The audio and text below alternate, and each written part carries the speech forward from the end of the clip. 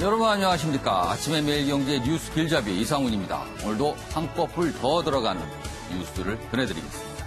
먼저 일면 기사들이 준비되어 있습니다. 먼저 매일경제 신문 보시죠.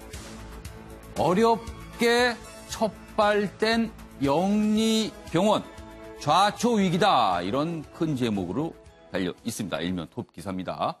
제주 녹지병원 허가 취소 절차에 돌입했다.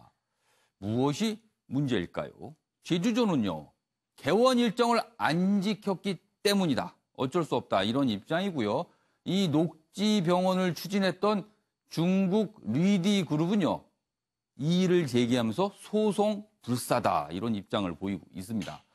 그리고 이 부분이요, 사실은 한중 자유무역과도 또 관련이 있어서 외교 갈등으로 비화할 우려도 있다. 이런 얘기도 나오고 있습니다.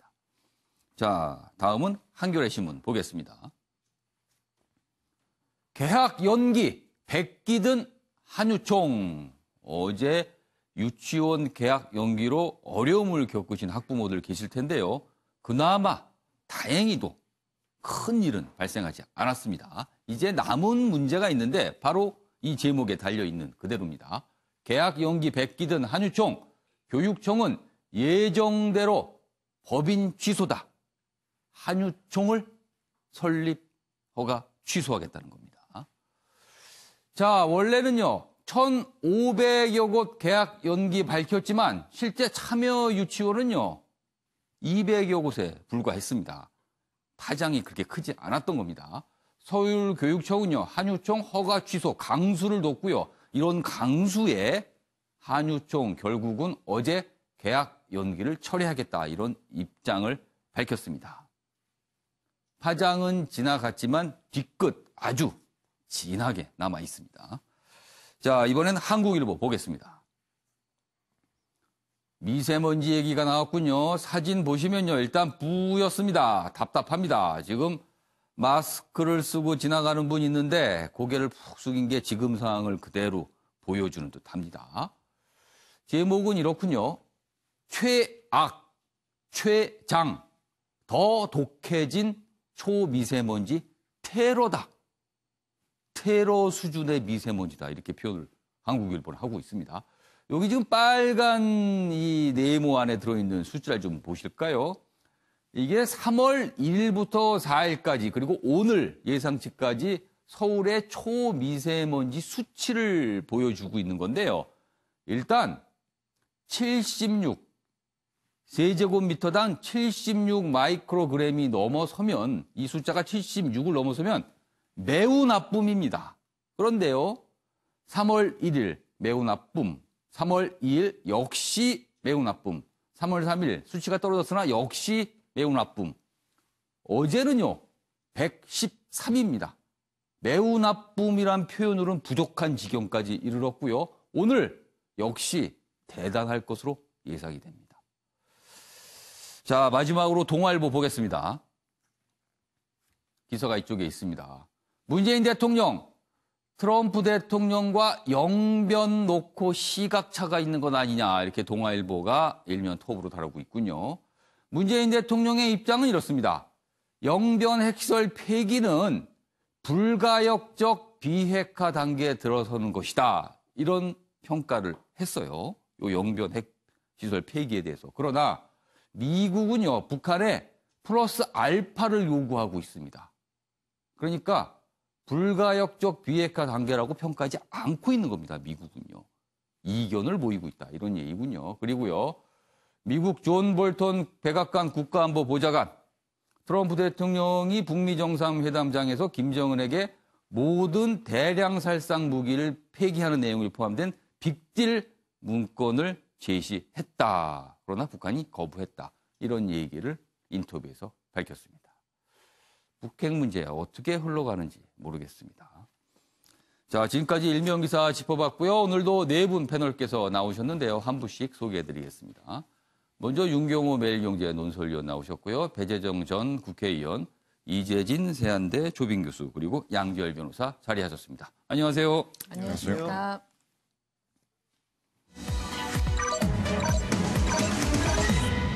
오늘 다룰 뉴스의 핵심을 정리한 아침을 여는 키워드 4가지 준비되어 있습니다. 첫 번째 키워드, 트럼프의 돈 타령.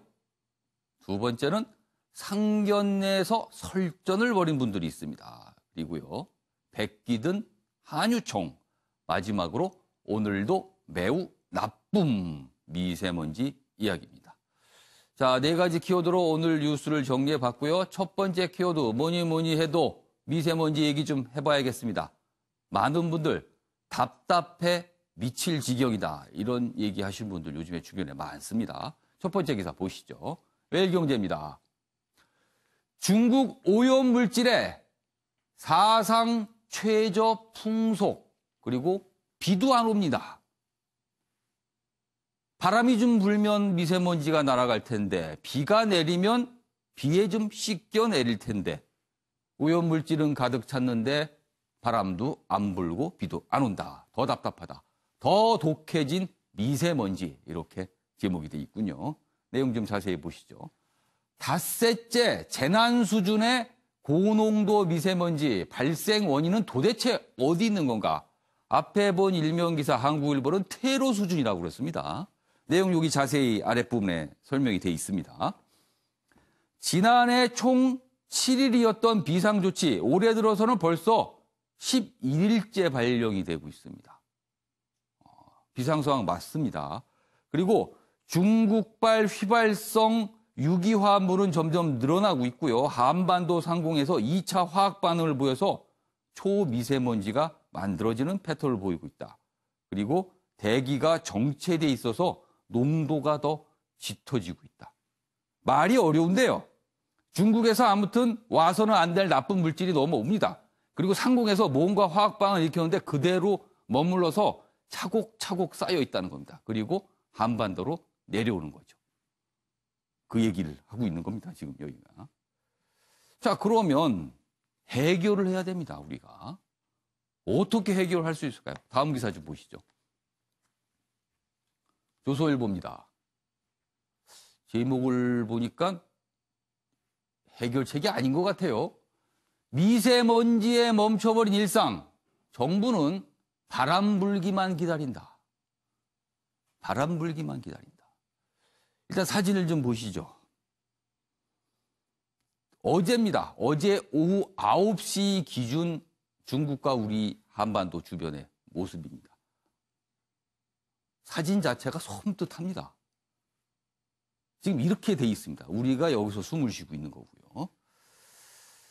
자, 이런 상황에서 어떻게 해야 될까요, 그럼?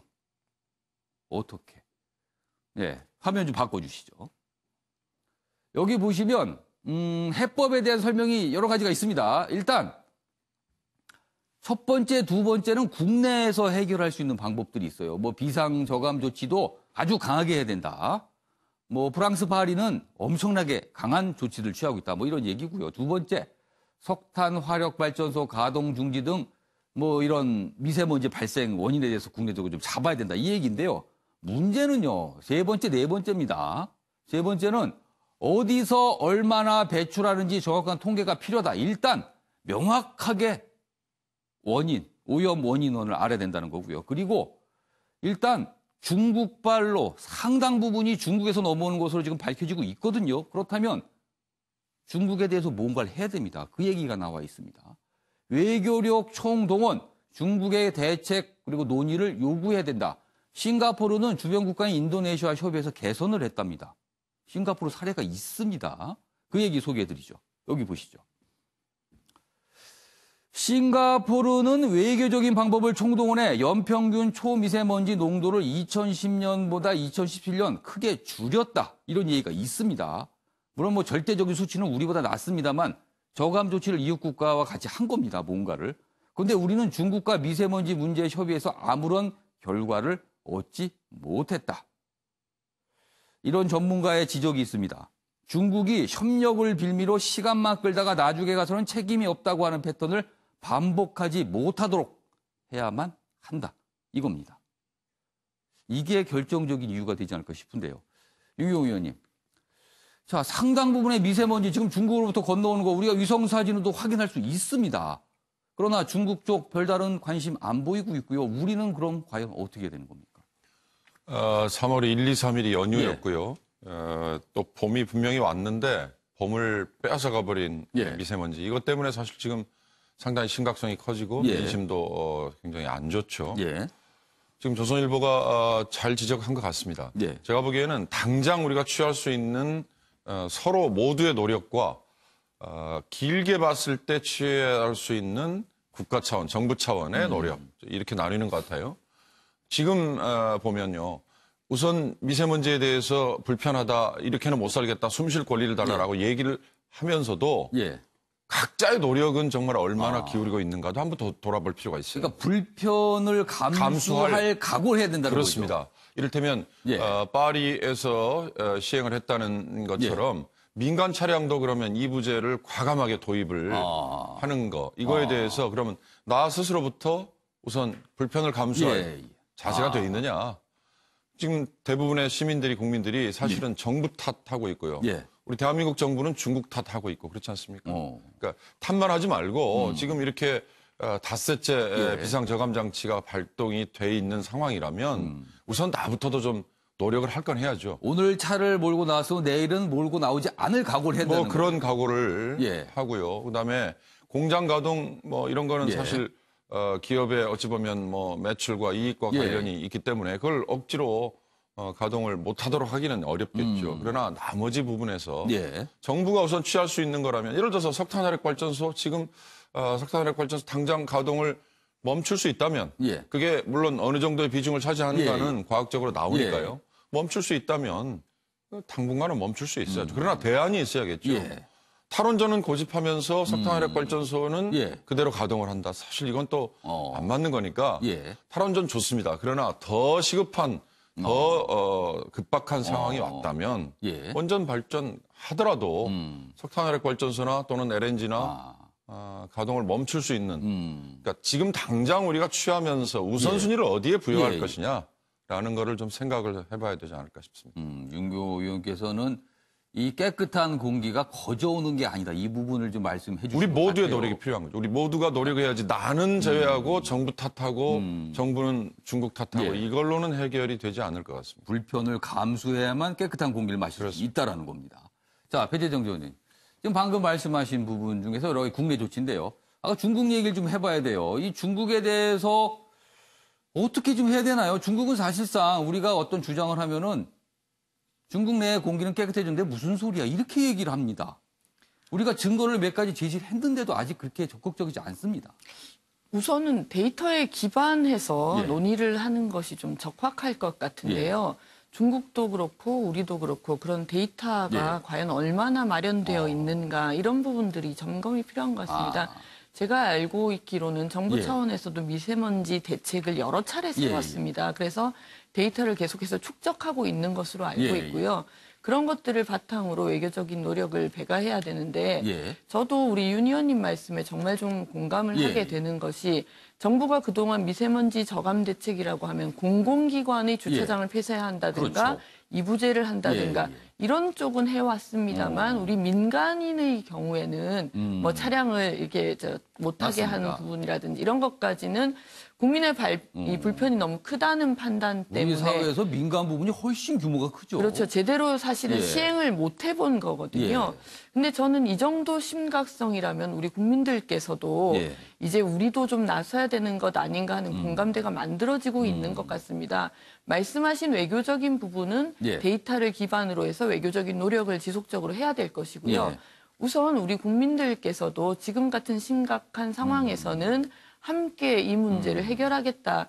이런 의식들이 더 높아지고 계신 게 아닌가라고 생각하고 그런 차원에서 저는 정부가 조금 더 과감한 조치를 취할 지금 시기가 됐다라는 판단이 듭니다. 아마 이런 부분들을 논의하고 있을 것이라고 생각됩니다. 사실은 지금 이 정도 상황이면요. 급한 불입니다. 일단 꺼야 됩니다. 외교적 노력 이거 단기간에 안 될 것 같습니다. 급한 불을 끄는 대책도 좀 있어야 될 것 같은 생각이 듭니다. 박정세 대표 어제 국회의 여러 곳을 방문하면서 처음 인사하는 자리들을 가졌거든요. 그런데 상견례 자리인데 설전이 벌어졌어요. 그 얘기를 오늘 많이 다루고도 있습니다. 한국일보입니다. 이정미 정의당 대표, 황교안 대표가 이전 첫 인사를 하러 와서 만나서 대면을 했는데요. 이런 얘기를 합니다. 5.18 망원 책임 있는 조치를 해야 된다 이렇게 얘기를 하자 황교안 대표 듣고 있다가 갑자기 김경수 댓글 조작 사건은 어떻게 보십니까? 이렇게 얘기를 해서 아주 분위기가 싸늘해졌다는 이런 기사들이 실리고 있습니다. 내용도 보시죠. 황교안, 정의당 예방했다, 낯불킨 설전을 벌였다. 그리고 정의당에 앞서 먼저 찾아간 평화당에서도 여러 가지 이야기를 좀 황교안 대표가 들었어요. 정동영 대표는 결단력 있는 조치를 이런 압박하는 발언도 있었다. 이렇게 기사가 돼 있군요. 어제의 설전, 이렇게 기사보다 영상으로 확인해 보는 게 시원하겠습니다. 보시죠. 5.18 망언에 대한 뭔가 자유한국당 자체의 책임 있는 조치가 곧바로 좀 뒤따라야 하겠다 이런 생각이 듭니다. 김경수 지사 그 댓글 조작 사건에 대해서는 지금 당에서는 어떻게 하고 계세요? 그건 무슨 말씀이십니까? 아니, 김경수 지금 지사. 재판 중에 있지 않습니까? 네, 그리고 그 부분에 관해서는 입장이 어떠신지. 재판의 결과를 지켜봐야 된다는 것이고요. 과거의 전례에 비추어서 김경수 도지사를 법정 구속까지 한 것은 과하다. 이것이 네, 대표님께서 정의당을 처음 찾아오셔서 드루킹 사건을 여기서 말씀하시는 것은 참 저로서는 놀랍습니다. 아니, 그건 이 당에 대해서. 네. 영상으로 확인한 그대로입니다. 이런 말들이 어제 대화 자리에 오겠는데요. 누가 봐도 분위기는 좀, 이 상견례 다리 치고는 굉장히 좀 날이 서 있구나, 서로. 이런 모습 분명히 있습니다. 양지열 변호사. 상견례 첫 인사 자리인데요. 왜 이런 설전이 오갔을까요? 일단 좀 얘기가 나온 것처럼 이정미 정의당 대표가 예. 5.18과 관련된 현재 자유한국당의 예. 좀 부적절해 보이는 태도를 지적을 했죠. 그리고 이제 당대표가 됐고 예. 또 사실 당 자체 윤리위원회에서 지금 김진태 의원이라든가 김술래 의원에 대해서는 예. 징계가 유보가 된 상태 아니었습니까? 그런 문제를 해결해야지 국민적인 어떤 예. 5.18과 관련된 불신이라든가 예. 분노 같은 걸 잠재울 수 있다는 부분을 예. 지적을 했어요. 그런데 예. 이거를 황교안 신임 대표는 공격으로 받아들이신 거죠. 그러니까 이거를 이 당에 대한 공격으로 받아들이셨다는 것 자체가 굉장히 저는 좀 하긴 놀라운. 이정미 대표가 어제 저 5.18 관련 발언을 좀 길게 하긴 했습니다. 한 10분, 10여 분 예. 가량 했다라고 길게 합니다. 했습니다. 예, 근데 길게 하셨다고 하더라도 저게 공격으로 받아들인 이유는 뭘까? 그거는 그 자유한국당 신 대표인 황 대표가 자유한국당이 가지고 있는 어떤 태도에 대해서 반대되는 얘기를 하고 있다라고 스스로 생각하신 거다. 그러면 나를 당대표로 뽑아준 사람들은 5.18에 관해서 어떻게 생각하고 있는지를 생각을 해보면 예. 이게 좀 답이 나오는 거 아니겠습니까? 어찌 보면 황 대표가 지난 경선 과정에서 국민 전체에 대한 지지를 놓고 봤을 때와 그리고 당 내에서 지지를 놓고 봤을 때 다른 후보가 좀 차이가 나는 부분이 있었어요. 그게 결국 5.18과 관련돼서조차도 어떻게 보면 상당수 국민들과 반대되는 의견을 가지신 분들을 여전히 자유한국당은 끌어안고 갈 수밖에 없다는 게 저 장면에서 나왔던 거고 저는 또 결정적으로 이정미 대표가 어떻게 정의당을 찾아와서 드루킹 사건을 얘기할 수 있냐 이 부분이 정말 저는 좀 이정미 대표가 저기서 더 심한 말이 안 나오신 게 저는 다행이라고 생각되는 게 사실은 그 수사 과정에서 노회찬 의원이 그렇죠. 좀 목숨을 오인이 잃으시는 됐죠. 그런 일이 있었지 않습니까? 굉장히 어떻게 보면 정의당 입장에서는 아픈 얘기입니다. 어떤 정치적 예의를 벗어난 얘기를 저는 말씀하시라고. 그럼 황교안 대표 입장에서 본인이 인사하러 갔는데 뭔가 공격을 받은 것 같다. 그래서 반격을 하면서 꺼낸 말이 그 댓글 그렇죠. 사건인가요? 근데 저걸 저는 두 개, 공격을 받았다라고 받아들이신다는 게 일단은 놀라웠다는 거고 거기에 대한 반박으로 꺼내셨다는 게 정의당에 가서 그 얘기를 꺼냈다는 게 저는 도저히 이해할 수 없는 상황입니다. 먼저 그러면 이재진 교수님 설명 좀 들어보겠습니다. 어떻게 보셨습니까? 저 장면. 네. 조금 우리 황교안 대표께서 처음 이제 그 정당의 대표들을 만나시면서 여러 가지 이제 덕담을 나눌 것이라고 생각을 아마 하셨을 것 같은데요. 이제 그런 가운데에서 우리 앞서 방문했었던 우리 평화당 정동영 대표를 만났을 때에도 5.18 관련돼서 그렇죠. 5.18 관련 얘기가 또 나왔죠. 거기서. 그리고 이제 그 탄핵과 대통령의 탄핵에 대한 문제까지 이제 언급이 된 상태에서 또 이정미를 만났을 때 동일한 이야기가 또 반복적으로 나온 부분에 대해서 아마 조금은 의도하지 않은 답변과 질문이 좀 가신 것이 전체적인 아닌가. 분위기는 좀 약간 불편한 느낌을 분명히 일으킵니다. 예, 뭐 기사에서도 보이시는 것처럼 예, 예. 뭐 얼굴이 붉어졌다 그러셨는데 예. 아무래도 정치를 처음 하시는 예. 당대표 입장에서는 예. 저런 상황들을 자주 접하지 못하셨기 때문에 그런 부분들도 있을 수 있겠다. 아마 이제 앞으로 그 정치를 경험하시면서 예, 예. 더 다양한 경로를 통해서 이런 경험들이 축적이 되면 훨씬 더 유연하게 상황에 대한 대처도 하실 것이라고 생각합니다. 그러니까 익숙하지 못한 상황인 듯하다 이런 설명이셨네요. 예, 배재정 전 의원. 저는 좀 그런 생각이 드는데 아마 예. 황교안 대표가 하시고 싶었던 말씀은 예.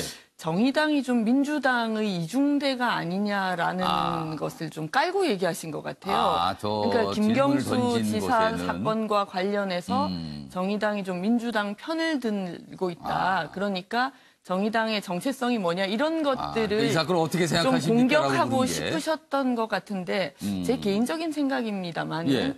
이 드루킹 사건과 노회찬 의원 사건을 연결짓지 못하고 혹시 말씀하신 것은 아닌가.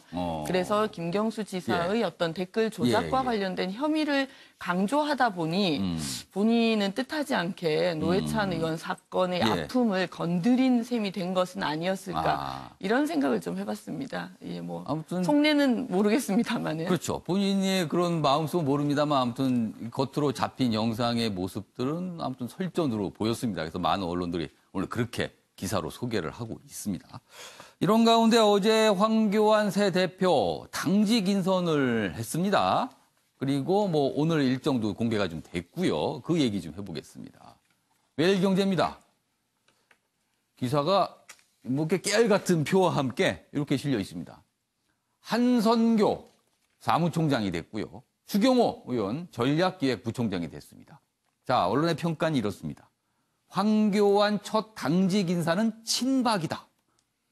친박이다. 이렇게 돼 있습니다. 주요 당직의 친박 포진을 했다는 거고요. 탕평 실종이다까지 매일경제는 평가를 했네요. 친정체제로 내년 총선 공천 영향력 행사하려는 것 아니냐. 그래서 비박계 중심 당내 반발 기류가 있다. 이런 얘기가 있습니다. 그동안 황교안 새 대표와 관련해서 뭐 여러 가지 프레임이 있었습니다. 탄핵 프레임, 그리고 뭐 도로 친박당 프레임이 있었는데 일단 첫 인사, 물론 많은 인사 중에서는 고루고루 섞여 있긴 합니다만 이른바 이제 핵심 당직자들, 핵심 당직자라고 하면 사무총장, 전략기획부총장, 이게 총선에서 아주 중요한 자리거든요. 여기는 친박들을 앉혔다. 이래서 첫 인사는 친박이다. 이런 평가네요. 윤경호 의원께서 보시기에는 요 어제 당직 인사 어떻게 평가하십니까? 뭐 어찌 보면 당연하죠. 본인의 대표 경선 과정에서 도와준 사람들에게 뭔가 지금 보상을 해준 거 아니에요?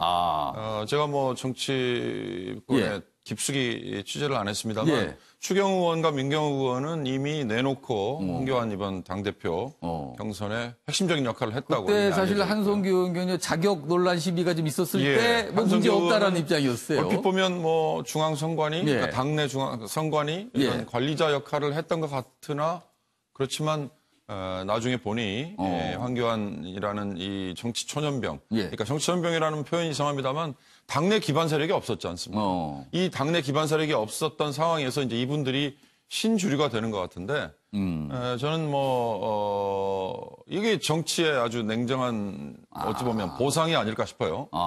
본인에게 전혀 세력이 없었던 황교안이라는 이제 갓 입문을 한 분에게 저분들이 외곽에서 또는 안에서 후원을 했다면 당연히 이건 뭐 보상을 하는 거고요. 저는 아까 이정미 대표와의 설전에서 딱 한마디만 드리고 싶으면 황교안 대표가 싸울 때는 싸워야 되지만 오히려 지는 게 이기는 거다는 걸 좀 배워야 돼요. 지는 게 이기는 그렇습니다. 처음 당대표 상대당에 찾아가서 인사를 한다는 거는 그야말로 덕담만 주고받아도 정말 부족함이 없을 텐데 오히려 거기서 내가 지면 안 된다라고 생각을 하고 그럼 어제는 좀 차라리 졌어야 되는 건가요? 그렇습니다. 어제는 그런 얘기 제가 귀담아 듣겠습니다. 제가 그런 점이 부족합니다. 이런 얘기만 했어도 얼마든지 기사가 안 됐을 것 같아요. 그러면. 예. 그러나 정치판에서는 예. 기사는 안 됐을지언정 예. 앞으로 황교안이라는 자유한국당 대표가 새로 된 분이 예. 정치판에서 본인의 예. 입지를 넓히는 데는 훨씬 더 아마 효과적이었을 거다. 그런 점에서 인사 역시 마찬가지라고 봅니다만 지금 예. 황교안 대표는 예. 본인의 세력을 확보하는 게 급선무죠. 여기서 양보를 하면 예. 오히려 본인이 세력을 확보할 수 없다는 절박감이 있을 테니까 예, 예. 이런 인사에서는 싸워야 되지 않겠습니까? 장악을 해야 되죠. 어. 그러나 바깥에서는 다른 당과의 관계에서는 오히려 지는 게 이기는 거다. 그걸 좀 몸에 빨리 익히시는 게 좋을 것 윤 같습니다. 의원께서는 인사 부분은 뭐 이해가 된다. 그러나 어제 설정 부분은 좀 아쉽다. 이렇게 평가를 하신 거네요. 자, 어제 인선과 함께 또 한 가지 오늘 일정이 하나가 좀 주목을 끕니다. 요 기사 내용 요 밑에 아랫부분에 있는데 읽어드리겠습니다. 요 밑에 좀 잡아주시죠. 한편 황 대표는 5일 오늘입니다. 노무현 전 대통령의 묘역이 있는 경남 김해 봉하마을을 찾아 권양숙 여사를 예방키로 했다. 지난달 28일 국립현충원에서 역대 대통령 묘역을 참배한 데 이은 통합행보다. 통합행보다. 이렇게 돼 있습니다.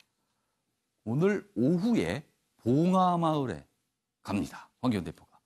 자, 배재정 전 의원님.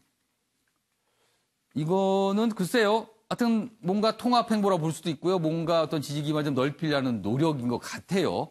그런데요. 한 가지 조금 우려되는 거는 과거에 보수 인사들이 봉하마을 방문할 때마다 약간 시위나 어떤 약간의 작은 불상사들이 좀 있었어요. 그래서 혹시나 오늘도 좀 그러지 않을까 하는 걱정이 좀 들기도 합니다, 사실은.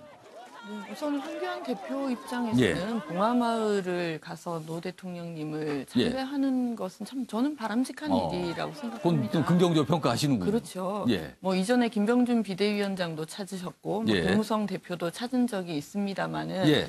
이제 소통을 어떻게 하느냐도 그 과정에서 중요한 것 같은데요. 이전에 충분히 소통하지 않고 찾았다가 조금 이 시끄러운 일들이 있었던 것은 뭐 저 개인적으로도 좀 유감이라고 생각하고 예. 뭐 이 황교안 대표가 봉화를 찾았을 때는 그런 저는 소란은 없었으면 없는 것이 바람직하다고 생각합니다. 뭐 이렇게 언론에 며칠 전부터 나왔던 얘기라서 아마 예고됐고 그쪽에 뭔가 이렇게 알려졌겠죠. 그리고 내용들이요. 권 여사님 쪽하고도 예. 뭐 이미 얘기가 됐다고 하고요. 예. 물론 그게 어떤 뭐 조직적이라든가 이런 것들은 아니고 일반 개인분들의 뭐 좀 이 그 갑작스러운 그런 이제 모습이어서 예 그렇지만 어쨌든 국민들께서 보시기에는 참배하러 간 분들에 대한 예우는 좀 그렇죠. 아닌 부분이 있기 때문에 저는 그런 일이 안 생겨야 된다 이렇게 생각하고 뭐 황 대표께서도 우리 권 여사님을 예방해서 충분히 이렇게 뭐 대화를 나누실 수 있으면 좋지 않을까 그런 생각이 드네요. 오늘 오후에 아마 영상과 사진들이 이제 포착이 될 텐데요. 과연 황교안 대표와 함께 어떤 정치인들이 동행을 할지 한 부분 그리고 권양숙 여사와 만나서 어떤 대화를 좀 할지 이런 부분 오늘 꽤 관심사가 될 것 같습니다. 자, 이번에는요. 사진 속에 담긴 사연을 들어보겠습니다. 박진아 아나운서의 이슈컷 보시죠. 이슈들을 사진으로 살펴보는 시간 이슈컷입니다. 첫 번째 이슈 태그는 입학식입니다. 한복을 입고 있는 아이들이 보이는데요. 알록달록 종이 왕관을 쓰고 있습니다. 머리 위로는 동그라미를 그려 보이고 있는데요. 어제 서울의 한 초등학교 입학식 모습입니다. 그리고 또 다른 사진이 있는데요. 여기 꽃다발을 든 아이들이 보입니다. 분홍색 한복을 입고 아이들을 인솔하는 선생님의 모습이 보입니다. 이 사진은 북한 평양 시내의 소학교 새학년 개막식 모습인데요. 북한에선 입학식을 새학년 개막식이라고 부른다네요. 남북초등학교 어린이들의 설레는 첫걸음, 입학을 축하합니다. 두 번째 이슈 태그는 오천 메뉴입니다. 여기 하얀 접시 위에 노란색 동그란 과일 모양이 보입니다. 사과 안을 동그랗게 파내서 그 안에 푸아그라 젤리를 담은 건데요. 이 위에 장식은 해초가루를 다져서 깎은 거라고 합니다. 그리고 여기 또 다른 접시가 있는데요. 인삼 모양의 음식이 담겨 있습니다. 개성 인삼을 꿀에 절여서 부친 요리인데요. 북한 요리사들이 직접 북한에서 공수해온 재료로 만든 겁니다. 이 음식들은 2차 북미 정상회담 둘째 날 오찬으로 제공될 예정이었는데요. 하지만 회담이 결렬되면서 북미 두 정상은 이 음식들을 맛보지 못한 채 헤어졌습니다. 세 번째 이슈 태그는 멧돼지입니다. 여기 멧돼지 한 마리가 강가를 힘차게 달리고 있습니다. 입엔 뭔가를 물고 있는데요. 물고기로 보입니다. 강원도 강릉시 남대천에서 발견된 이 멧돼지는 한 달여 전부터 이 강가에 나타나 사람들의 눈길을 끌고 있는데요. 주민들에 의하면 처음엔 2마리였는데 지금은 다리를 다친 걸로 보이는 이 한 마리만 이곳에 나타난다고 합니다. 이렇게 죽은 물고기를 물고 사라진다는데요. 원래 멧돼지는 산에 살아서 강가의 모습을 잘 드러내지 않는데 어떤 이유에서인지 무리에서 벗어나 이렇게 이곳에 정착한 걸로 추정되고 있습니다. 마지막 이슈 태그는 50기입니다. 여기 오른쪽에 정장을 입은 남성이 한 무리를 향해 인사를 하고 있습니다. 어제 사법연수원 50기 입소식이 열렸는데요. 인사를 하는 이 남성은 50기 연수생 조우상 씨입니다. 그리고 그 앞엔 담당 교수들인데요. 조 씨는 혼자 50기 연수생으로 입소하게 됐습니다. 지난 2015년 사법시험에 합격하고 나서 입대를 했는데 군 복무를 하는 동안 사법시험이 폐지됐기 때문인데요. 같이 합격했던 사람들은 먼저 연수 과정을 끝냈습니다. 예상치 못한 상황에 상대평가가 불가능해져서 기존 교육 영상을 활용하거나 49기 연수생들과 함께 수업을 듣게 하는 방안이 마련 중이라는데요. 조 씨는 혼자 입소에 부담이긴 하지만 수료하는 날까지 최선을 다하겠다며 자신감을 내비쳤습니다. 지금까지 박진아의 이슈컷이었습니다. 양조열 변호사. 이 법조인들은 사법연수원 기수 굉장히 중요하지 않습니까? 뭐 여러 가지 그 기수에 따라서 여러 가지 조치들이 이루어지는데 50기 한 명입니다. 이거 그러면 이 기수 어떻게 되는 겁니까 이게 향후에? 저도 이게 한 명이라는 소식을 오늘 지금 처음 알아가지고 굉장히 한 명이 당황. 가르치는 교수님들은 한 30명쯤 된답니다. 그러게요. 이게 가르치는 교수님이 30분이라는 얘기는 이제 원래 연수원은 한 반에 3명의 교수가 있습니다. 그러니까 지금 이제 49기는 10개의 반이 있다라는 얘기가 그 교수님들 또 맡게 되니까 그러네요. 그 교수님 중에 한 분이 이제 그 한 반에 아마 그 같이 포함이 돼서 해서 사실 사법연수원 과정이 1년은 내부에서의 학습 과정이 주로 있고 교재를 배우는 거고 1년은 이제 외부에 가서 검찰 법원이라든지 이런 데서 실무 수습을 하거든요. 그렇기 때문에 좀 단축을 하더라도 좀 무리해서라도 따라가면 따라갈 수 있는 건 맞습니다. 어쨌든 기수가 한 명뿐이라는 건 본인으로서는 대단한 부담감으로 적용할 것 같아요. 그러게 모든 사람들이 쳐다보지 않겠습니까? 그러게요. 50기 대표 겸 50기에서 어떤 인물이 나올지 기대됩니다. 그리고 기수 대표를 뽑아야 되는데 자동 대표입니다. 그냥 자동 바로. 대표인 거죠. 엄청난 부담일까요? 아니면 의욕이 생기는 걸까요? 아무튼 모르겠습니다. 그래서 굉장히 교수분은 30명이 넘는데 혼자 한 명이 들어가서 오늘 뉴스가 좀 되고 있습니다.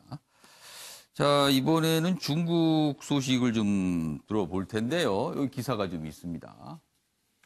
양회, 지금 중국은 양회입니다. 1년에 가장 큰 회의가 지금 열리고 있죠. 2개의 회의.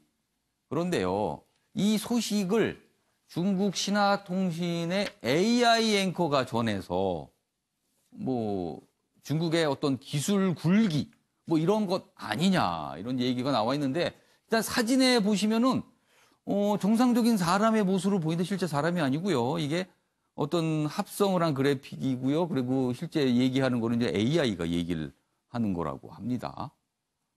영상으로 직접 확인해 보는 게 제일 빠르겠습니다. 보시죠. 全球首个 AI 合成女主播，我的名字叫辛小萌，我的声音和外形脱胎于新华社新媒体中心新闻主播区萌。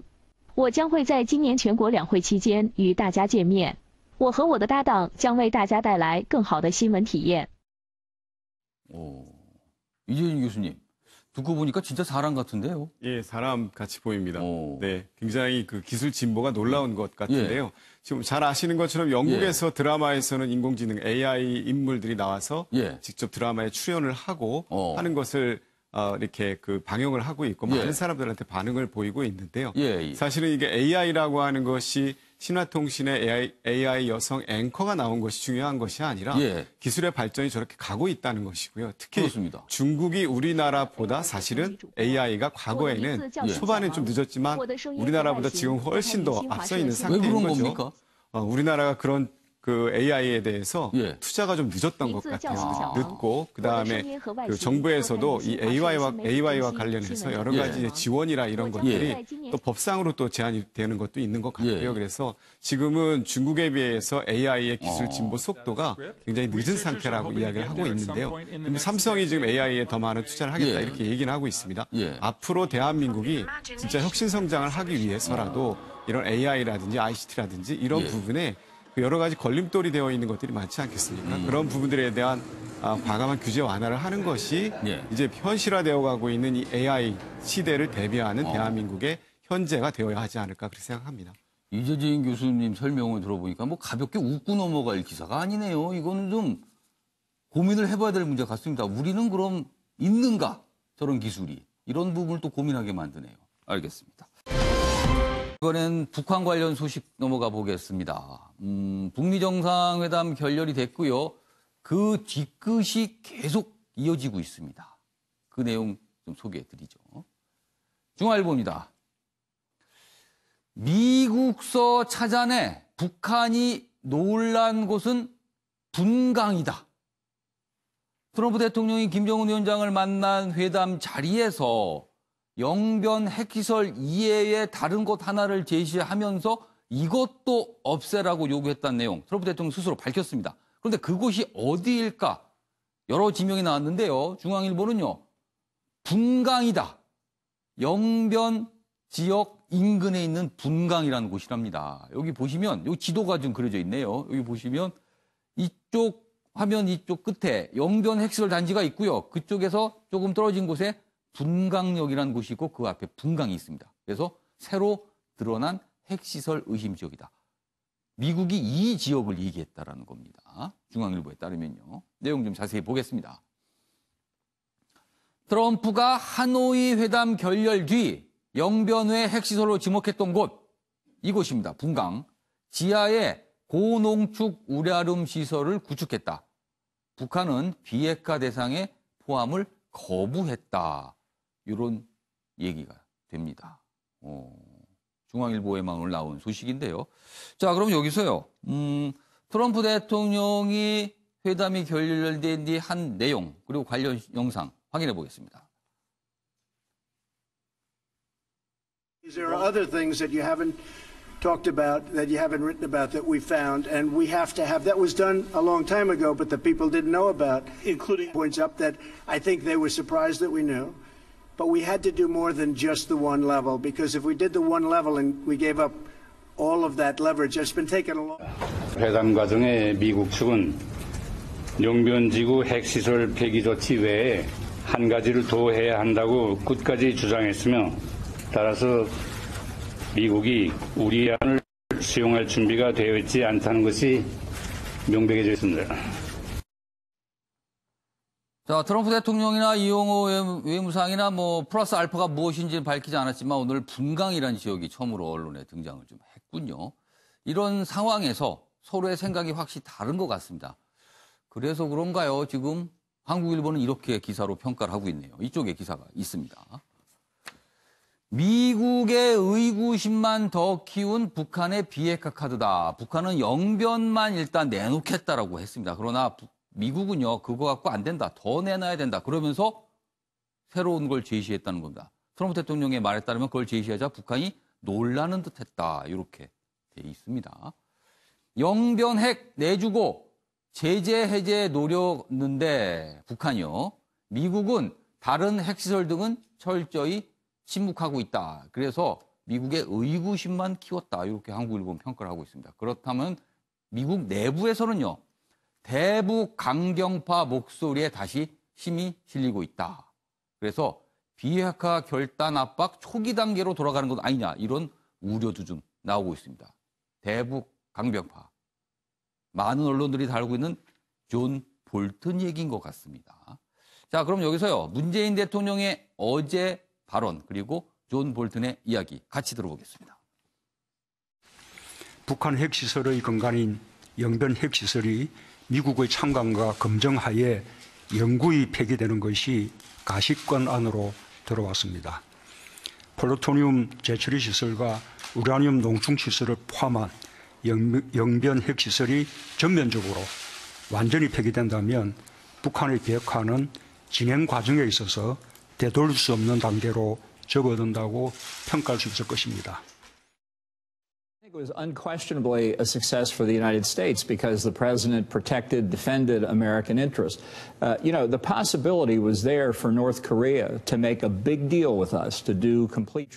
The president wanted to make that big deal. He pushed very hard for it. The North Koreans were not willing to walk through the door that he opened for them. 예, 그동안 스몰 딜, 미디엄 딜, 빅 딜 나오는데 미국이 결국 회담장에서 내놓은 건 빅 딜을 요구했던 겁니다. 그러나 이제 타협이 안 됐죠. 반면에 북한은 단계적 타결을 원한 모습이었습니다. 분명히. 그래서 이런 부분들이 이번 북미 정상회담 과정에서 확인이 됐습니다. 자, 그리고 트럼프 대통령은 문재인 대통령에게 중재 역할을 해달라고 또 당부를 했는데, 자, 북한과 미국 어떻게 보면 간극이 벌어져 있습니다. 이런 상황에서 문재인 대통령이 어떤 중재 역할을 할 수 있을까요? 임경호 의원님. 예, 문재인 대통령의 표현 중에 북한 핵시설의 근간인 영변이라는 대목이 있어요. 예. 영변이라는 게 북한의 핵 관련 시설 중에 과연 어느 정도 비중을 차지하느냐. 이게 아마 이번에 미국과 북한 평가가 간에, 다른 것 같아요, 지금. 예, 서로. 북한 간에 서로 이견 중에도 상당한 부분 아니겠습니까? 우리 예를 들어서 정보기 당국이나 아니면 과거에 통일부 장관을 지내본 정동영 장관 같은 분은 영변 시설이 전체 80% 정도를 차지한다라는 얘기를 아주 자신 있게 해요. 그렇다면 영변을 내놓는 걸로 북한은 충분히 비핵화에 대한 자기들의 카드가 채워졌다라고 얘기를 하는 것 같고, 그러나 미국은 플러스 알파를 얘기했듯이 그러니까 오늘 플러스 알파가 어딘지도 또 보도가 그렇습니다. 됐습니다. 중앙일보 보도에 의하면 이제 구체적으로 지명도 나오고요. 또 하나는 저기가 어떤 용도로 쓰이고 있느냐도 굉장히 중요하죠. 우라늄 가공 시설이나 또는 플루토늄 가공 시설이라고 얘기한다면 그거는 또 하나의 시비가 될 수 있는 거고 논란이 될 수 있는 거고, 또 하나 더 중요한 건 그걸 북한이 자발적으로 내놨을 때와 미국이 정찰 위성이나 또는 다른 정보 채널을 통해서 북한은 감추고 싶어 하는데 미국이 그걸 끄집어내서 이것도 있지 않느냐라고 했을 때는 그건 서로 협상에 그것도 얘기가 달라지는 거네요. 접점이 맞춰지지 않는 거죠. 그러니까 결국 제가 보기엔 이번에 협상이 결렬이냐, 그럼 앞으로 이제 접점을 정말 못 찾는 거냐. 문재인 대통령의 표현을 조금 해석을 하자면 북한이 생각하고 있는 비핵화는 어떤 건지, 그다음에 미국이 생각하고 있는 완전한 비핵화는 어떤 건지를 이번에 서로 이견을 확인을 했기 때문에 다음에 분명히 여진이 있다. 그 모델이 바로 86년, 87년에 있었던 미국과 소련 간의 핵 군축 협상, 레이캬비크 회담이다라고 전문가들은 얘기를 합니다. 당시 86년에는 서로 급박하게 만나서 양측의 이견이 조율이 안 됐지만 상대가 원하는 게 뭔지를 확인을 했기 때문에 회담을 통해서 일단 상대가 뭘 원하는지를 확인하는 그렇습니다. 자리였다. 그리고 그것도 정상 간에 정상간에. 그래서 그 이후에 1년 이내에 결국은 접점이 찾아졌고 합의가 이루어졌다. 그래서 레이캬비크 회담 때의 상황과 지금을 좀 비교를 해보자라고 하는 게 저는 상당히 의미가 있다. 그 당시 미국과 소련의 군축 협상 과정을 좀 눈여겨볼 필요가 있다는 거네요. 그렇습니다. 그 당시를 참고해서 중재 역할을 할 수 있는 뭔가 구석이 있다, 어딘가에. 자, 배재정 전 의원님. 이번 협상에서 좀 아쉬운 부분은요, 사실은 우리 국내 언론도 그렇고 미국 언론 다수도 그랬습니다. 이번 베트남 북미 정상을 통해서 뭔가 타결될 것이다, 이렇게 다들 예상을 하고 기사도 다 그런 방향으로 갔어요. 그러나 막상 나온 건 없었습니다. 근데 알고 보면 미국과 북한이 그동안 수차례, 수개월을 협상을 벌였지만 어떤 비핵화가 뭔지 개념 정리조차 서로 못하고 있는 것 같아요. 이 부분은 그러면 앞으로 또 반복되지 않을 반복될 수도 있다는 이런 우려도 여전히 있습니다, 지금. 북미가 70년가량 그야말로 불신과 적대 관계였는데 지금 신뢰를 쌓아가는 과정이지 않습니까? 결국 이번 하노이 회담이 이 합의를 이루지 못한 데는 신뢰의 부족이라는 측면이 강하게 있는 것 같아요. 여전히 북한은 미국에 대해서 신뢰하지 못하고 마찬가지로 미국도 북한이 제대로 된 비핵화를 하겠냐 그런 것에 대한 의구심을 가지고 있는 것이어서 그런 부분들을 다시 한번 좀 처음부터 근원적으로 해결해 나가는 그런 신뢰를 쌓기 위한 노력이 같이 좀 이루어져야 될 것 같고요. 그런 과정에서 우리 문재인 대통령의 역할이 또 소중하다 이런 생각이 들고 참 안타까운 것은 트럼프도 그런 얘기를 했습니다만 미국 내 상황이 그렇게 좋지 않지 않습니까? 본인의 신상 문제가 지금 심각하죠. 그렇죠. 특검에서 예. 뭐 또 이제 민주당에서 이 청문회를 예. 진행하는 과정에서 본인이 걸어 나오게 된 데는 미국 내 그런 상황이 뭐 영향을 미쳤다 이런 식의 트위터를 또 이 트럼프가 하는 바람에 그러니까 미국 국내 상황이 분명 회담에 영향을 줬다고 스스로 얘기를 했어요. 그런 면을 보면은 좀 한국의 입장에서 예. 보면 어이가 없는 일이기도 합니다. 좀 진짜 어처구니가 없는 설명 같기도 그렇죠. 합니다. 사실은. 지금 뭐 핵군축 예. 협상을 말씀하셨습니다만 전 세계가 집중하고 예. 있는 중요한 한반도 비핵화 문제, 평화정착 문제를 예. 논의하는 과정에서 안타깝게도 미국 내 사정이 트럼프의 발목을 오히려 잡아서 이 조금 더 과감한 조치를 트럼프가 취하는 것을 예. 막게 한 것은 아닌가. 돌아가서 당신이 그럼 얻어낸 것은 무엇이냐. 이런 부분들에 대한 부담 때문에 예. 트럼프가 국내 상황을 관리하기 위해서 이 북미 회담의 결렬을 자초한 예. 것 아닌가라고 지금 해석할 수밖에 없는 증거들이 쌓이고 본인이 있거든요. 얘기를 했으니까요. 그렇다고. 정말 속상한 일이고 이 많은 이제 뭐 예. 전 세계인뿐만 아니라 특히 우리나라 예. 국민들의 입장에서도 너무 안타까운 일인데 예. 이런 부분들까지 우리가 헤쳐나가야 되는 어려운 상황에 있는 것은 분명한 것 같고요. 예. 그런 부분까지 감안해서 문 대통령님의 중재 노력이 가일층 더해져야 될 것 예. 같습니다. 생각하십니까입니다. 도대체 왜라는 질문에 답을 찾아보겠습니다. 보시죠.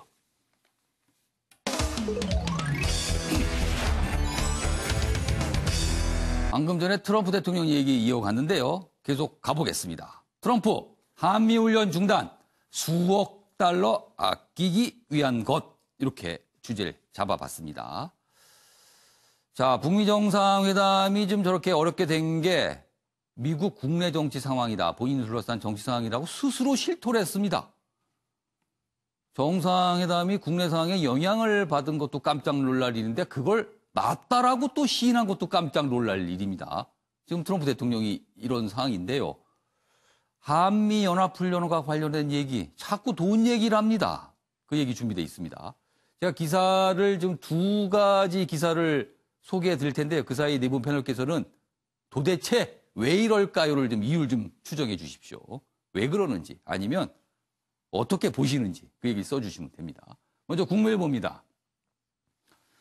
트럼프, 한국과의 군사훈련 원치 않는 이유는 수억 달러 아끼기 위한 것이다.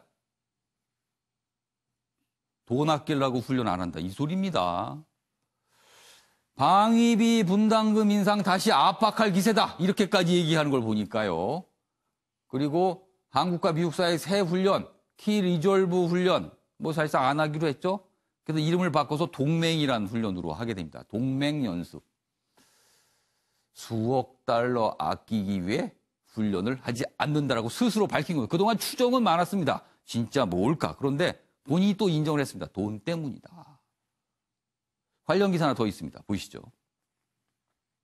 서울신문입니다. 쌍용훈련. 쌍용훈련은요, 뭐 해병대 상륙훈련을 얘기합니다. 쌍용훈련도 한국군 단독으로 진행한다. 미국이 불참합니다. 한미훈련 줄줄이 축소다. 미국은 경연제 참여했는데 올해는 참여 안 하고요. 장비 지원도 안 한답니다. 역시 돈 때문인 것 같습니다. 돈 드니까. 지금 두 가지 기사 소개해 드렸는데요. 어떻게 봐야 되는지. 여기 뭐 화면에는요. 트럼프 대통령이 이제 돈 얘기하면서 돈과 훈련 얘기에 어떤 이유를 밝히기 이 내용입니다. 오늘 기사로 이게 번역이 돼 소개가 되고 있는 겁니다. 자, 양규열 변호사.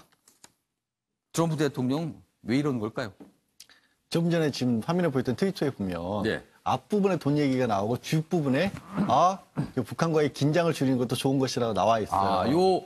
요 지금 파란색으로 된 거는요 돈 얘기. 돈 얘기가 먼저 나오고 아울러. 여기 보니까 영어 표현으로는 올소입니다. 그러니까 이거는 뭐 있으면 좋고 없어도 뭐 그다지 이런 뜻 그렇습니다. 같습니다. 사실 북한과 미국이 2년 전으로 시기를 돌려보면 미국 국민들 입장에서 봤을 때는 ICBM이 우리 본토를 향해서 날아올 수도 있다라는 게 미국은 사실 본토가 공격받는다는 게 엄청난 충격이거든요. 그러니까 9/11 사태 이후로 미국도 본토를 공격받을 수 있다는 것만으로도 미국이 얼마만큼이나 흔들렸습니까? 사실 그런 걸 생각해 보는데 트럼프 대통령 정치적으로 굉장한 곤경에 빠져 있는 거 맞죠, 지금. 북미 정상회담 당일날도 미국 의회에서는 사실 이것도 정치적으로 참 미국도 너무한다 싶을 만큼 트럼프 대통령 본인에 관한 신상 공격이 난무하는 그런 청문회를 열었지 않습니까? 거기서 본인이 미국 국민들에게 지지를 받을 수 있는 거 2년 전에는 ICBM을 해결했다는 것만으로도 사실 트럼프 대통령의 지지자들 사이에서 노벨 평화상 얘기가 나왔어요. 근데 북미 간의 관계가 이미 사실 긴장 관계는 완화가 됐고 평화 모드가 조성이 돼 있으니까 그것만 가지고는 더 이상 안 돼요. 그럼 더 내세울 수가 뭘까요? 돈입니까? 그럼? 돈이죠, 돈. 나 이제 돈도 아낀다. 평화도 얻었고 돈도 아낀다. 우리를 좋게 하면 우리도 그렇지만 평화와 번영이지만 트럼프 대통령 입장에서 평화와 번영인 거예요. 평화 얻어냈고 나 번영까지도 얻어냈다. 돈이다. 국민들에게 정치적으로 다른 얘기, 복잡한 얘기 해야 와닿을 것 같지가 않다. 보여줄 수 있는 거. 지금 정치적으로 언론도 내 편이 아니고 의회도 내 편 아닌데 국민들에게 딱 꺼낼 수 있는 건 돈밖에 더 있겠느냐 라는 판단을 하는 거죠. 그렇군요. 이재진 교수님께서는 놀랍지 않다. 이렇게 쓰셨네요. 네. 안 놀라셨네요. 네, 놀랍지 않습니다. 뭐 아까 우리 양지열 변호사께서 얘기한 것과 비슷한 맥락일 수도 있겠는데요. 사실 트럼프 대통령이 된 가장 근본적인 그 이유 중에 하나가 사실 기업인 거기에다가 미국 경제가 굉장히 어려웠었잖아요. 미국 경제를 회생시키겠다. 그리고 재정 적자를 줄이겠다. 이것을 국민들에게 내세웠다는 것이죠. 사실 그것을 줄이는데 가장 크게 영향을 미치는 것 중에 하나가 무역 역조 현상과 함께 국방비 부담을 얼마나 줄일 수 있을 것이냐라고 하는 것도 굉장히 중요한 것 같아요. 국방비 부담을 줄이는 것은 재정 적자를 줄이는 데 일조를 할 것인데요. 그런데도 불구하고 한국에는 이렇게 여러 가지 군사 비용에 대한 부담을 재촉을 하면서 일본은 재촉을 하지 않거든요. 그렇게 보면 일본이 외교적 역량을 더 잘 쌓고 있다라고 하는 것을 반증하는 것이라고 저는 봅니다. 그래서 아베와 트럼프하고의 관계, 우리 문재인 대통령이 한미동맹은 이상이 없다라고 이야기하지만 저희가 불편해하거나 불안해하는 것들이 바로 이런 점들이라는 것이죠.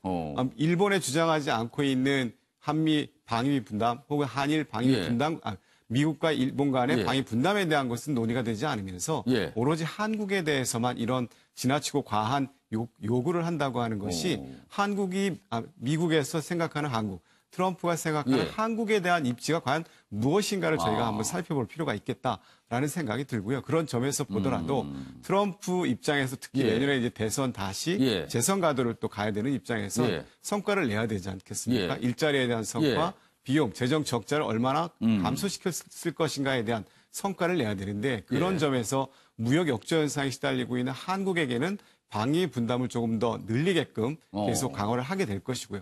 또 북한과 미국과의 관계에 있어서도 사실 재정적 부담은 미국은 지지 않으려고 하지 않습니까? 한국이 지게끔 여러 가지 이제 그 정책을 펴고 있는 것들이시죠. 그것이 어찌 보면 훗날 대한민국에 또 더 큰 부담으로 다가올 수 있기 때문에 한국의 외교적 역량도 굉장히 중요하겠다.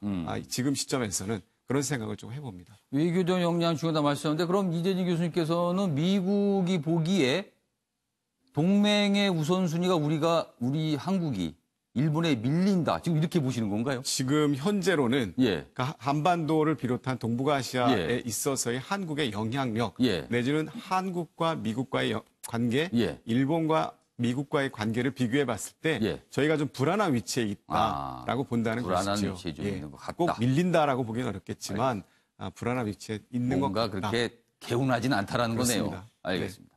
자, 배재정 전 의원께서는 트럼프 대통령의 돈 타령 이유가 어디에 있을까요? 조금 전에 놀랍지 않다고 하셨는데요. 저는 그래도 여전히 우리가 계속 영상을 놀라신다고 통해서 썼네요. 대통령이 계속 돈 얘기를 하니까 저는 들을 때마다 참 놀랍기는 합니다. 저렇게 직접적으로 돈 이야기를 뭐 동맹이고 무엇이고 같은 상관없이. 사안에 보고 한 분은 전혀 안 놀랍다, 한 분은 계속 놀랍다 이렇게 쓰셨네요. 저는 이 영상을 볼 때마다 깜짝깜짝 역시 놀라게 만드는 것 같은데요.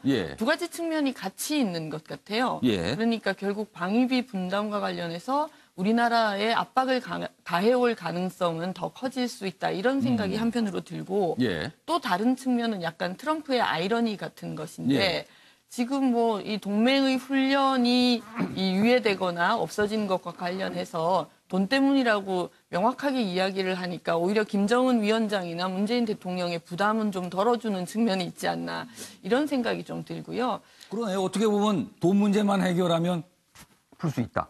네, 그러니까 이게 어떤 뭐 이 남북 간의 긴장 완화 이런 측면들이 보수의 공격을 받을 수 있는 부분들이 있을 텐데 그런 측면을 오히려 트럼프가 좀 약화시켜주는 그런 효과가 있지 않나 이런 생각이 들고요. 그리고 또 한 가지 좀 말씀드리고 싶은 것은 뭐 한미 동맹 혹은 한일 동맹, 아니 그 미일 동맹의 어떤 비교 우위 이런 말씀을 하셨는데 저는 이제까지 좀 이 진행된 과정을 보면 특히 무역 전쟁에 있어서는 한국이 일본에 비해서 훨씬 더 승리를 해왔었거든요. 그러니까 뭐 여러 가지 철강 커터의 문제라든지 어떤 뭐 관세의 문제라든지 그렇기 때문에 일방적으로 한국의 어떤 외교가 일본에 비해서 떨어지고 있다 이런 측면은 아니라는 말씀은 드리고 싶지만 앞으로 더 치열하고 섬세하게 들여다봐야 되는 부분은 맞다. 이렇게 말씀드리고 싶습니다. 뭐 떨어지네 안 떨어지네 일본에 비해서 그건 아니지만 아무튼 아까 말씀드린 좀 개운하지는 않다 지금 뭔가가 그런 상황인 것 같습니다. 자, 윤경호 의원께서는 어떻게 생각하십니까? 뭐 같은 얘기입니다만 결국 방위비 분담금 한국에 더 내라. 그에 대한 결국 기승전결에서는 결론은 그거인 것 같아요. 트럼프의 트위터를 다시 한번 화면에 비춰줄 수 있으면 한번 여기 좀 보시면요. 비춰주시면 좋겠습니다. 트럼프의 생각이 저기에 담겨 있는 것 중에 아주 중요한 단어가 있습니다. 어떤 단어입니까? 저 파란색 마지막에 reimbursed라는 표현이 있어요. 저 영어의 reimbursed라는 건요. 내가 보전을 받아야 될 돈이다 이런 개념이거든요. 그러니까 한국에서 하는 연합 방위 훈련을 오로지 한국을 위해서 하는 거다. 그러니까 비용은 당신들이 내라. 그건 우리가 보전을 받아야 될 돈인데 보전받지 못하는 hundreds of millions of dollar라는 그 미국이 마땅히 돌려받아야 될 돈이라는 생각을 하고 있는 거예요. 그러니까 결국 이렇게 되면 이제 앞으로 우리가 연합 방위력 약화라는 문제가 벌써 제기가 되고 특히 보수 진영에서는 이런 게 더 이제 부각이 될 텐데 그러면 우리가 앞으로 한미 연합 훈련 비용을 댈 테니 훈련을 하자라는 얘기까지 나와야 되느냐. 훈련할 때마다 돈을 내야 되는 상황이 될 수도 있겠네요. 그렇습니다. 우리가 낼 테니 한미연합훈련을 유지하자라는 얘기가 과연 나와야 되느냐. 또 나올 경우에 그게 공론화 될 만한 사안이냐. 그러면 미국의 세계 전략은 어디 갔느냐. 이런 것도 있는 거죠. 지금 이미 우리는 방위비 분담금을 내고 있는데요. 그렇습니다. 근데 그거와 별개로 트럼프의 이 한미연합훈련에 대한 비용을 또 별도로 부담을 하라는 그런 압박으로 결국 이어질 것 같으니까 사실 글쎄요. 아까 뭐 장사꾼, 뭐 비즈니스맨 뭐 했습니다만 트럼프로서는 미국의 세계 전략, 미국의 세계 경찰 이런 건 이제 관심도 없고요. 소용도 없다. 이런 생각이 바로 이 리임버스라는 저 단어에 담겨 있는 것 같아서 결국 우리한테 방위비 분담금 더 내라. 그다음에 한미연합훈련 비용 당신들이 부담해라. 이 얘기로 결국 갈 걸로 그렇게 보입니다. 알겠습니다. 뭐 반복해서 말씀드리지만 개운하지가 않습니다. 이런 얘기 자꾸 나오는 게요. 자, 이번에는 한유총 사립유치원 얘기 좀 해봐야겠습니다. 여기 기사가 있군요. 어제 어려움 겪으신 분도 있는데 그래도 예상보다는 이 파장의 규모가 덜해서 다행이었습니다. 중앙일보입니다. 학부모는 싸늘 정부와 지자체 3인 1조 압박을 했다. 경찰, 시청, 교육청. 그래서 한유총 못 버텼다. 어제 개학 연기 1000곳 이상 1500곳 한다고 그 전날부터 얘기했지만 실제는 어제 300여 곳도 안 됐습니다. 200여 곳 살짝 넘는 그 정도만 해서. 그리고 결국은 또 철회도 했습니다. 그 개학 연기를. 한유총 100기 들기까지 여기 밑부분에 제목들이 있는데 잠깐 좀 소개해드리죠. 정부는 여론을 얻고 개원, 연기는 불법이다. 아주 강하게 나왔습니다. 어제 정부가요. 그런 상황에서 대검 공안부 엄정 대응하겠다. 거들었습니다. 그리고 교육청은 한유총 법인을 취소한다. 이런 조치를 지금 하고 있는 거죠. 그렇다 보니까 한유총이 버티지 못했다. 이런 얘기가 됩니다. 자, 그럼 여기서요. 어제 한유총이 개학 연기 철회한 내용을 발표했거든요. 그 화면 보시죠. 이번 한유총의 계약 연기 사태로 국민들께 심려를 끼쳐드린 진심으로 사과드립니다. 특히 사립유치원의 유아를 맡겨주신 학부모께 고개 숙여 사과드립니다. 한유총이 전개했던 계약 연기 준법 투쟁을 조건 없이 철회합니다. 내일 2019년 3월 5일부로 각 유치원은 자체 판단에 의해 개학하여 주시기 바랍니다. 학부모들의 염려를 더 이상 초래하는 것은 바람직하지 않다 판단했습니다. 내일부터 각 유치원에서는 정상적으로 복귀하여 주시고 더욱 아이들을 사랑하고 교육하는 것에 매진하여 주시기 바랍니다. 네, 어제 한유총이 계약 연기 처리합니다. 눈여겨볼 부분은요, 계약 연기 준법 투쟁을 처리한다고 했습니다. 그래서 정부는 준법 투쟁으로 안 보고 있습니다. 그래서 지금 또 다른 문제들이 남아 있는 겁니다. 내용 보시면 이렇습니다. 한국일보입니다. 서울시 교육청 한유총 설립 허가 취소 절차 돌입, 교육단체 대표성을 잃을 듯하다. 이렇게 돼 있습니다. 전국 사립유치원의 85%가 가입한 단체인데요. 교육청은요, 이 계약 연기, 이 조치에 대해서 유아학습권 공익을 침해했다. 취소 정당성이 있다라고 하면서 절차를 진행하는데 한유총 쪽 그냥 가만히 있을 것 같지는 않습니다. 법정 공방이 벌어질 듯도 합니다. 자, 양지열 변호사. 일단 법정 공방이 벌어지면 어느 부분이 다툼이 있을지, 그리고 설립허가 취소되면 어떻게 되는 겁니까? 일단 법정 공방이라는 건 다른 게 아니라 지금 법인이라고 하는 건요. 그 단체를 마치 법이 사람처럼 여겨주겠다는 거거든요. 그러니까 저거를 없앤다는 것은 인격을 뺏겠다는 거예요. 법인격을 인정하지 않겠다는 겁니다. 그러니까 존재하지 않는 것으로 만들겠다는 거네요. 그렇습니다. 그냥 사람들끼리 여러 사람이 묶여있는 단체인 거지 거기에 대표 자격이 없고 조금 전에 나온 것처럼 지도부를 하는데 머리 역할을 하는 지도부의 역할도 할 수 없게끔 만든다는 건데 그러니 당연히 불이익한 처분인 거죠. 그래서 청문 절차도 거쳐야 되고 행정심판이나 행정소송도 거칠 수가 있는 겁니다. 그런데 만약에 정말로 이제 취소가 계속 되게 되면 글자만대로 사람처럼 여겨지지가 않기 때문에 지금은 한유총이라는 이름을 가지고 계약도 할 수 있고 사무실도 얻을 수가 있고 다 말씀드린 것처럼 지도부라는 것도 존재할 수 있고 대표 자격이 주어지거든요. 그래서 단체 행동도 하고 뭐 이런 거 아닙니까? 한유총 이사장이 나와서 정부를 상대로 해서 우리는 한국 유치원 단체 총연맹 전국의 85%의 유치원들이 모인 내 말 한마디가 그 85%의 유치원의 말입니다라고 협상도 할 수 있는데 그런 자격도 없어져 버린 겁니다. 글자 그대로 중구난방이 되는 거죠. 물론 개별적으로 모여서 단체 활동을 하는 것 자체를 막을 수는 없지만 그냥 그건 그냥 우리 그냥 모임처럼 이익단체처럼 그렇게만 존재할 수 있는 겁니다. 그러면은 한유총이 설립허가 취소돼서 존재하지 않게 되고요. 그렇다면 또 다른 단체를 바로 만들면 어떻게 되는 겁니까? 그거는 만드는 것은 서단법인 설립 허가 맞는 과정이 그렇게 쉽게 나오진 않아요. 그러니까 또 까다로운 절차가 있는 거군요. 그렇습니다. 그거 허가를 다 받아야 되고 교육부가 봤을 때 이 단체는 지금까지와 달리 정말로 교육기관으로서의 역할을 지원할 단체이냐를 심사를 하게 되는 거죠. 그리고 단체를 또 누가 만드냐 이런 것도 보겠네요. 그렇습니다. 이재진 교수님. 제가 이번에 사립 유치원 한유총 사태를 보면서 사실 국민의 한 사람으로서는 굉장히 안타까웠었죠. 많은 국민들이 또 안타깝게 생각했을 겁니다. 조금 전에 말씀하신 것처럼 한유총이 그 법인 설립을 이제 취소를 하겠다 그래서 이제 서울시 교육청이 법인 설립 허가를 내준 기관이기 때문에 허가 취소에 대한 것을 지금 청문 절차를 거치고 있다 뭐 이렇게 얘기를 하고 있는데요. 사실 그 사이에 한국 사립유치원총연합회를 또 대체하겠다라고 하면서 한국 사립유치원 연합회라고 하는 다른 단체가 이미 것이 있죠, 또. 또 하나 만들어진 것 같아요. 그래서 이 한사협이 한 700여 명의 유치원 원장님들께서 또 모여서 특히 이제 서울시를 중심으로 해서 모여서 만들었다고 합니다.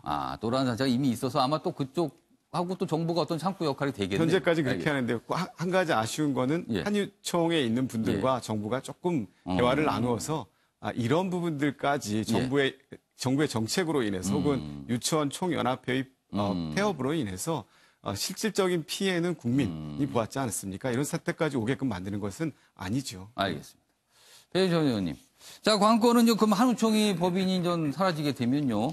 한우총이 굉장히 반대했죠. 유치원 3법. 국회에서 논의가 지금 이루어지고 있는데 이거는 어떻게 될 것 같습니까, 앞으로? 우선 지금 국회가 열린다고 하지 않습니까? 물론 이제 세부적인 예. 절차들은 논의가 필요하겠습니다만 유치원 3법으로 대표되는 많은 민생 법안들이 그동안 처리가 못 돼 왔었는데요. 지금 유치원 3법은 패스트 트랙으로 가겠다고 이미 이제 결정이 되어 있는 상황이어서 정상적으로 진행이 되면 약 330일 정도가 걸리는 것이죠.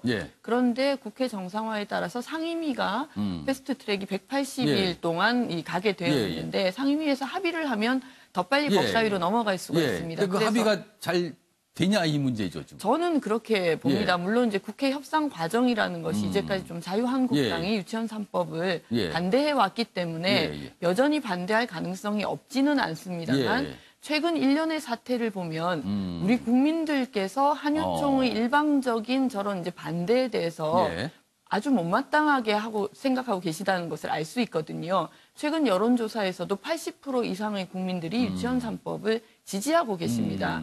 그러면은 아무리 자유한국당이라고 하더라도 국민 여론이 이러하고 최근에 이런 일련의 사태가 있었기 때문에 계속해서 반대하기는 어려울 것이라고 보고요. 그런 측면에서 저는 좀 청신호가 켜진 것 아닌가 이렇게 판단하고 최근에 있습니다. 불거졌던 여러 가지 파장이긴 하지만 이런 사태가 오히려 도움이 될 수도 있다는 말씀이에요. 그리고 실제로 시행령 개정을 통해서 유치원 3법의 내용이 상당히 반영이 이미 되고 있거든요. 그렇기 때문에 특별히 법적 쟁점은 줄어든 상황입니다. 알겠습니다. 이 병원 취소 수순이다. 수백억대 소송전이 예고된다. 이렇게 돼 있습니다.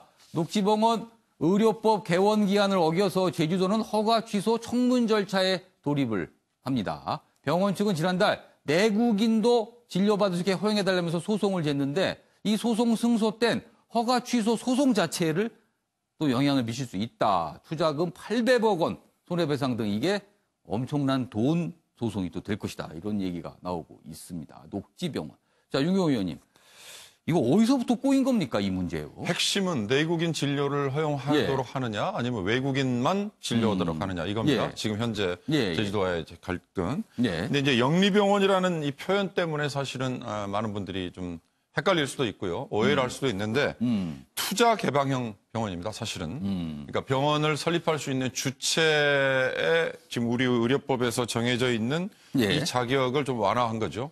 중국 자본이 들어와서 자기들 주장은 지금 800억 원 정도를 돈을 쏟아부어서 병원 설립을 다 해놨다는 건데 논란을 거치면서 제주도가 조건부로 일단 해준 것은 내국인은 진료를 못하도록. 외국인만 받아. 외국인만. 근데 이제 병원 규모가 사실 건물은 큽니다만 병상 수로는 47병상이고 사실 이제 갓 출발이에요.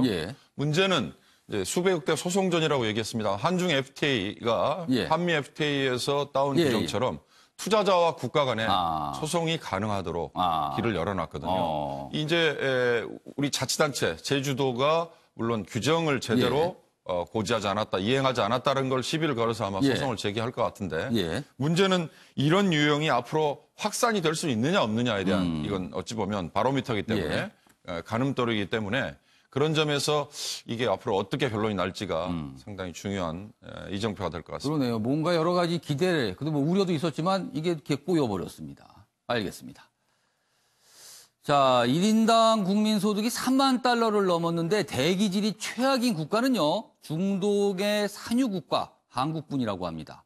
미세먼지의 진짜 원인은 놔두고 언제까지 안전 안내 문자와 마스크로 떼와야 합니까?